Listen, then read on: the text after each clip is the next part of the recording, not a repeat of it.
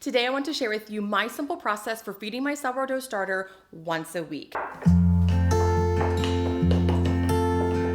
There are a lot of opinions and practices and feelings on the internet about how you should maintain and feed your sourdough starter.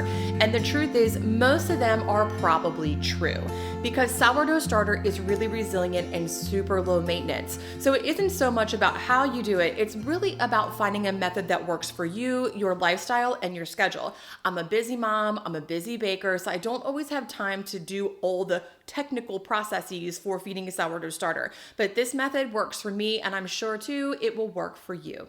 If you want to feed your sourdough starter only once a week, you will need to keep it in the refrigerator.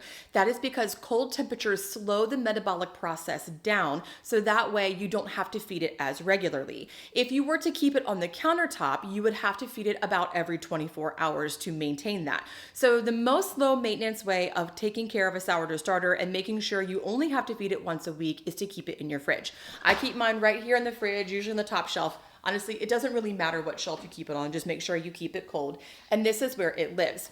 Now, in the most technical world, I would take this out of the refrigerator, let it get to room temperature, feed it, let it activate, and then put it back in the fridge. But the reality is I don't always have time for that, especially on busy weeks where maybe I'm not actually baking. I just need to feed my starter to make sure it stays healthy. So it is okay if you take your starter out of the fridge, feed it, and pop it right back into the refrigerator. It will slow the metabolic process down, but it will still work. To feed your sourdough starter once a week, you will need a clean jar, flour, water, and something to stir with, and that is it. Now, as for the flour, I like to use a blend of whole wheat and all-purpose, but you can use whatever you have on hand. The reason why I like to mix the two together is sort of twofold. One, having whole wheat in the mix adds more nutrients to your starter, so that way there's more to metabolize, and in the long run, in my experience, makes for a healthier starter. But also, I like to cut it with all-purpose flour because bags of whole wheat flour actually are kind of expensive. So this keeps it a little more cost effective, but also gives the starter the nutrients that it needs. But with that said, you can use whatever flour you have on hand. You can use whole wheat flour, all-purpose flour, bread flour, einkorn, rye, any flour will work. I use a kitchen scale for feeding my starter. I know there are a lot of people out there who eyeball it. I kind of sort of eyeball it, but I also like to just have a little bit of accuracy with this because sometimes I spill things or I'm distracted and I kind of forget what I'm doing. After I take my starter out of the fridge, I take a clean jar and put it directly on the scale. Make sure to tare your scale so that way it zeroes out and it's not including the weight of the jar.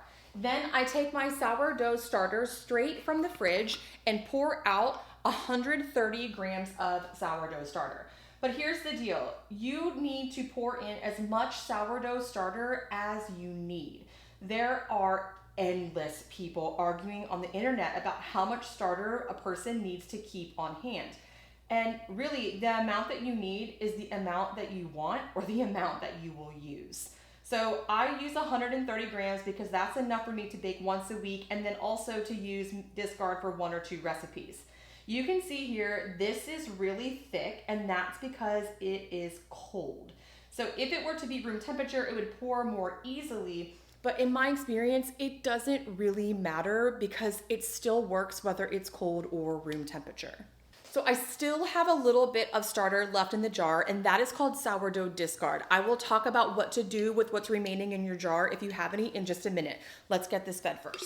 Generally, when you feed your starter, it's equal parts starter, flour, and water. Now, you can always give your starter a little bit extra flour and water, so equal parts flour and water to bulk up your starter. But right now, I don't need more starter, so I'm just going to use 1 part starter, 1 part flour, and 1 part water. So I have 130 grams of starter in the jar, which means I need 130 grams of flour.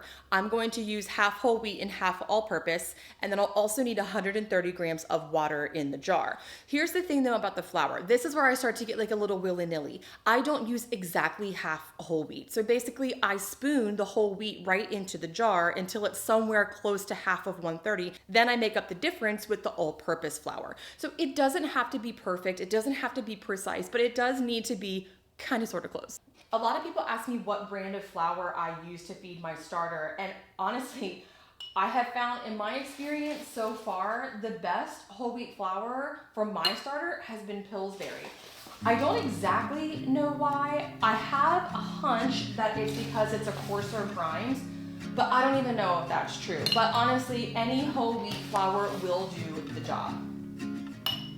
So here I measured out 79 grams of whole wheat flour. So that's a little bit more than half of 130. So I'm just going to make up the difference with the all-purpose flour. So every time I feed my starter, it is not the same every single time.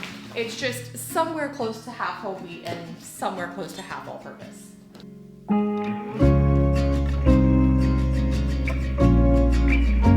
So I actually ended up with 133 grams of flour in the jar, which is slightly more than the amount of starter that I have. So you know what I will do to fix that? Nothing. I'm just simply going to put in around 130 to 133 grams of water because it really doesn't have to be 100% precise. It just has to be close. One of the questions I'm asked pretty frequently about sourdough starter feedings is what type of water should you use? Should you use tap water? Should you use bottled water, distilled? Personally, I just use the water straight from my fridge. I live on the coast of North Carolina and our tap water is pretty funky. Even on its best day, it's just pretty hard water from being on the coast. So I use a fridge water, but any water will do the trick. I've heard that having water with chlorine in it will kill your starter. I don't know if that's true. You will have to experiment and find out. Maybe keep a separate jar of starter and see how it goes. I have not had any experience with that to my knowledge, so I don't know. The other thing I want to note about the water is that if you are brand new to this, I recommend weighing your water in a separate vessel and pouring it in. Because what can happen sometimes if you aren't really familiar with how much water weighs, it's a lot heavier than what most people think it is, and they end up pouring in too much water. Then they have to add more flour, and then they put in too much flour, and they put in more water. Ask me how I know about this vicious cycle. So put your water right in your jar. I'm pretty familiar with this because I do this all the time. I also spill my water all the time, and that's okay. So I ended up with 130 grams of starter, 133 grams of flour, and 134 grams of water. Totally fine. So the next step is to mix it. I like to use this little device. This is called a spurtle. I don't know why it's called that, but I like the name. I'll leave a link for this in the description box below. But something like this, a chopstick, the handle of a wooden spoon, anything that's long and that can fit in the jar will work just fine. And what we're going for here is to make sure that everything is completely mixed together and you don't see any dry flour.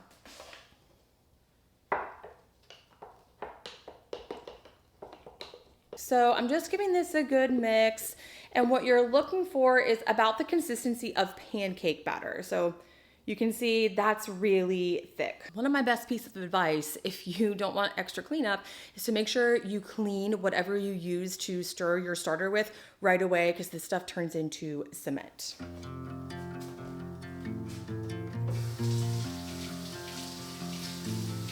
Then I like to take a spatula and just clean the sides of the jar. I don't know if this is 100% necessary, but it makes me feel better. Then I like to take a paper towel and just clean around the top because I don't want my lid or my little cloth to get dirty. So I just wipe this off and your sourdough starter is fed. From here, there are two routes you can take for what to do with your starter. One, you can use it. I am not baking today, but if I were to want to bake, I would then let this sit on the countertop, get bubbly and active, use whatever starter I need for my recipe, and what remains in the jar, I would pop right back in the fridge and feed it again next week. The other option, which is what I'm doing today, is now that it's fed and I'm not planning on using it, I'm just gonna put it back in the fridge and I'll feed it again next week. You may have noticed in the beginning of the video that my sourdough starter had an airtight lid on it, but the one that I'm putting in the fridge has a cloth lid on it.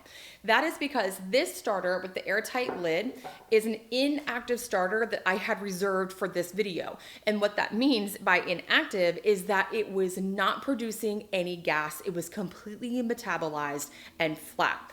So if you have a starter that you have just fed, that you're waiting to get bubbly and active, you never want to put an airtight lid on it. You want to put something that is breathable, like a cloth with a rubber band or some sort of loose fitting lid. And that is because as the bacteria and yeast undergo the metabolic process, they release gas, and that gas has to escape. If it can't, it will find a way, and usually that means it'll break your jar if it has an airtight lid. So be sure to cover it with something like this or a loose fitting lid. So now that I've fed my starter and it's back in the fridge, I have this leftover bit. What I like to do is save this for other recipes. So now that it's inactive, it can stay in a jar or a bowl that has an airtight lid. So what I like to do with that is I put all of my discard into one container and I store it up until I have enough to use for something. So I have this little container and I like to keep my discard in this until I have enough to use. And actually I have plenty at this point, so I really need to use this up. So I'm simply just going to take this discard, I'm going to put it right into this dish. Then I simply close this. And then I'm going to put this back in the fridge. Now, the longer this sits in the fridge, the more acidic or sour it will become. So depending on your taste, that may or may not be a good thing. If it starts to form a thick layer of gray liquid, I would recommend pouring that off, taking out the discard that you want, and maybe giving it a light feeding. That will help reduce some of that acidity. But if it has just a tiny bit of gray liquid or none at all, you can just use your discard straight out of your container. So just a couple of things to keep an eye on with your sourdough starter if you're keeping it in the fridge and feeding it once a week. If it starts to get that layer of gray liquid, that is called hooch, and that means it's hungry. So generally my starter is okay for a week, sometimes even 2 weeks, depending on how much flour I'm feeding it, if I put it in the fridge cold or if I let it sit out at room temperature. So I do like to just keep an eye on it throughout the week. It's not a high maintenance thing. If I'm opening the fridge for something else, I just look at it and see if it has gray liquid. If it has gray liquid, I go ahead and feed it. You can also oscillate between keeping your sourdough starter in the fridge and on the counter, and I do this a lot. So you would keep it in the fridge if you're not baking that much. So if you're on a once a week baking routine or even less, I would recommend keeping it in the fridge. But let's say that you have a heavy baking week coming up. It's the holidays or you have family coming over and you plan on making a lot of sourdough. You can take it out of the fridge, give it a feeding, and then leave it on the countertop and then start feeding it every 24 hours on the countertop. When you are finished with your baking for that week or that time period and you're ready to slow things down, you can give it one last feeding, pop it back in the fridge, and get back to your once a week routine. So it's not one or the other, all or nothing. You can go back and forth however you need to meet your baking schedule. I have 2 other YouTube videos that I will link in the description box below. One is about how to make a sourdough starter, and the other one is a sourdough starter Q&A. So if you have questions about how to get your starter going, or if you're not sure how to do the maintenance for your sourdough starter, you can check those videos out. You can also score a free ebook on my website at moonandmagnolia.com. It's a simple guide to making and using sourdough starter. It's 30+ pages of how to make your starter, how to care for your starter, how to make your first loaf of bread, and a few sourdough discard recipes. I'll leave that in the description box below. Maybe the biggest takeaway of all of this is that your sourdough starter and your sourdough routine does not have to be complicated. You can be a busy mom, you can be a professional in the office, or you can be the laziest baker in the world. Find a rhythm that works for you, find a routine that fits within your schedule, and you'll be on your way to a happy and healthy starter.